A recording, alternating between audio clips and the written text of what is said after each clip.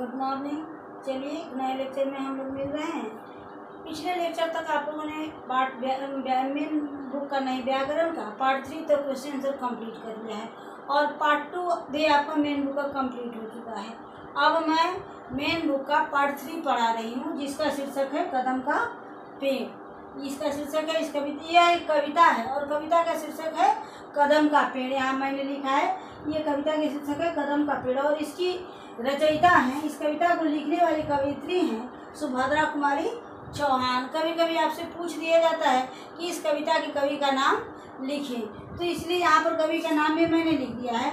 इस कविता के कवयित्री हैं सुभद्रा कुमारी चौहान और ये भगवान कृष्ण के बचपन के बाल रूप का एक वर्णन है जो माँ यशोदा के साथ भी हंसी मजाक कर रहे हैं, माँ यशोदा के साथ लुका छिपी का खेल खेल रहे हैं। तो सबसे पहले पाठ पढ़ाने से पहले मैं यहाँ पर शब्दार्थ लिखी हूँ, जिसको आप लोग देख लीजिए।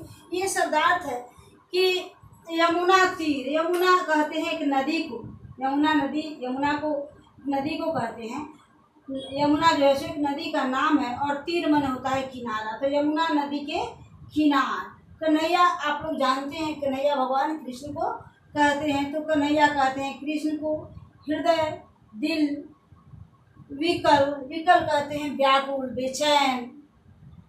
तो यहाँ विकल का अर्थ है व्याकुल, बेचैन, दुखी। जब किसी चीज़ के लिए हम बहुत ज़्यादा घबरा जाते हैं तो हम व्याकुल हो जाते हैं, तो उसको विकल भी कहते हैं, व्याकुल भी कहते हैं, बेचैन भी कहते हैं और दुखी भी कहते हैं।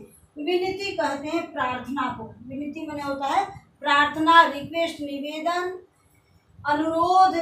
विनती माने होता है किसी से किसी चीज़ के लिए निवेदन करना, प्रार्थना करना। और आंखें मीचे, आंखें मन, आंख माने आंख, आंख का बहुवचन हो जाता है आंखें। और मीचना मतलब बंद करना, तो आंखें बंद करके। तो ये कविता है जो माँ यशोदा अपने कृष्ण के साथ, माँ बेटा में लुका छिपी का खेल हो रहा है। भगवान कृष्ण जो है सो बचपन में पेड़ों के पत्तों के पीछे छिप जाते हैं और माँ उनको ढूंढने के लिए परेशान हो जाती है। तो उसी को कवित्री अपने भाषा में चित्रित की है। उन्होंने इसको एक दृश्य बना करके दर्शाया है कि भगवान कृष्ण जो है सो बचपन में अपने माँ के साथ कैसे अटखेली करते थे, माँ को कैसे परेशान करते थे और माँ अपने बच्चों के लिए कैसे विकल होती थी, कैसे व्याकुल होकर के भगवान से प्रार्थना करने लगती थी। तो चलिए मैं ये पाठ शुरू कर रही हूँ और इस कविता का पहला पंक्ति है कि यह कदम का पेड़ अगर माँ होता यमुना तीरे। अगर शब्द लगा दिया है, अगर यानी यदि।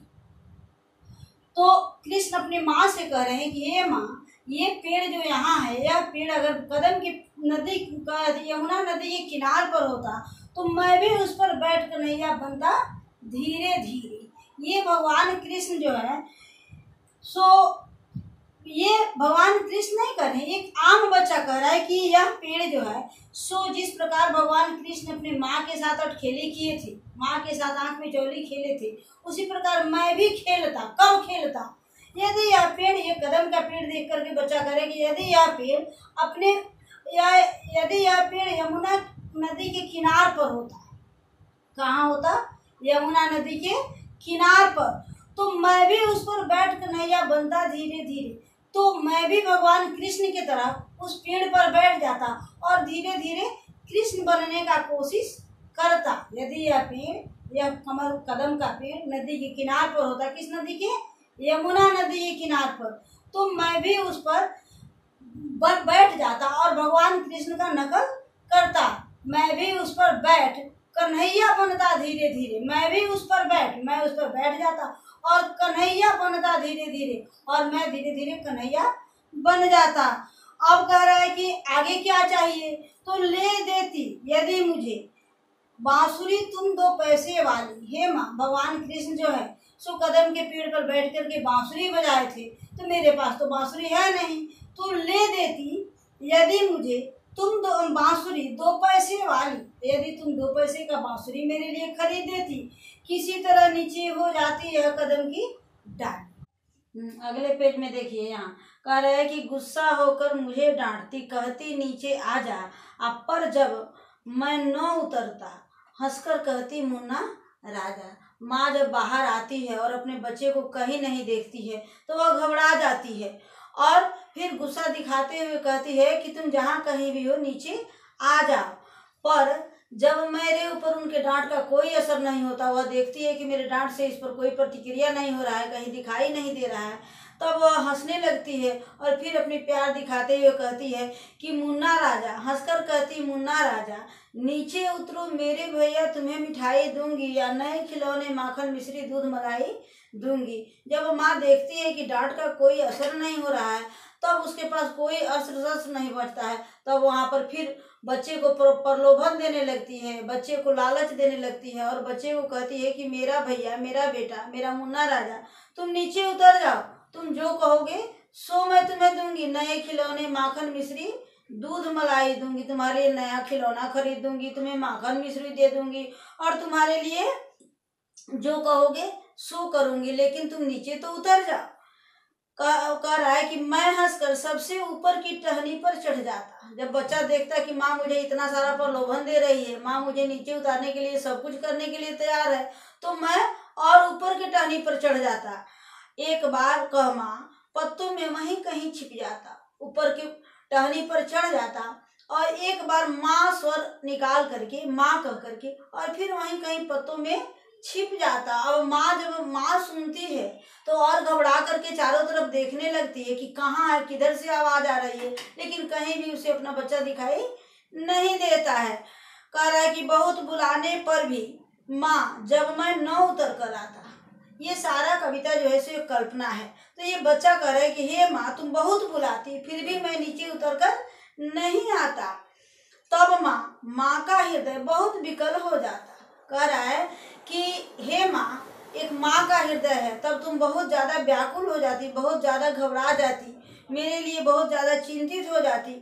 और जब तुम्हारे पास कोई अस्त्र शस्त्र नहीं बचता नीचे उतारने के लिए, तुम्हारा प्यार, दुलार, डांट सब जब बेकार हो जाता है, तब तुम भगवान से प्रार्थना करने लगती। तुम आंचल पसार कर अम्मा वहीं पेड़ के नीचे ईश्वर से कुछ विनती करती बैठी आंखें नीचे। तुम उसी पेड़ के नीचे बैठ जाती और आंख बंद करके, आंचल फैला करके भगवान से कुछ प्रार्थना करने लगती। मेरे नीचे उतरने के लिए तुम ईश्वर से विनय करती कि हे भगवान मेरा बच्चा नीचे उतर जाए। और तब मैं क्या करता, तुम्हें ध्यान में लगा देख मैं धीरे धीरे आता। जब वो बच्चा देखता कि माँ की आंखें बंद है, माँ भगवान से प्रार्थना कर रही है, माँ अपने आप को हार गई है, बहुत ज़्यादा व्याकुल हो गई है, घबरा गई है, तो मैं पैर दबाकर धीरे धीरे नीचे उतर कर आता और तुम्हारे फैले आंचल के नीचे छिप जाता। और तुमको परेशान करने के लिए मैं धीरे से आता और तुम्हारे ही आंचल के नीचे छिप जाता। तुम्हारा जो आंचल फैला हुआ है उसी के नीचे छिप जाता। कह रहा है कि तुम घबरा कर आंखें खोलती और तुम जो है सो जब तुम्हारे आंचल के नीचे हलचल होता, तब तुम घबरा कर के आंखें खोलती कि क्या हुआ, और तब अपने ही फिर खुश हो जाती जब तुम आँख खोलती और अपने मुन्ने राजा को, जिसको बुलाने के लिए तुम इतना सारा परिश्रम कर रही थी, प्रयास कर रही थी, भगवान से प्रार्थना कर रही थी, उसको अपने ही पास देकर के बहुत खुश हो जाती जब अपने मुन्ने राजा को अपने ही गोदी में पाती। जिस बच्चा को बुलाने के लिए वह सारा प्रयास कर चुकी होती, थक जाती, भगवान से प्रार्थना करती, वह बच्चा अचानक उसके गोद में आ जाता और यह देख करके वह ढेर खुश हो जाती, बहुत प्रसन्न हो जाती।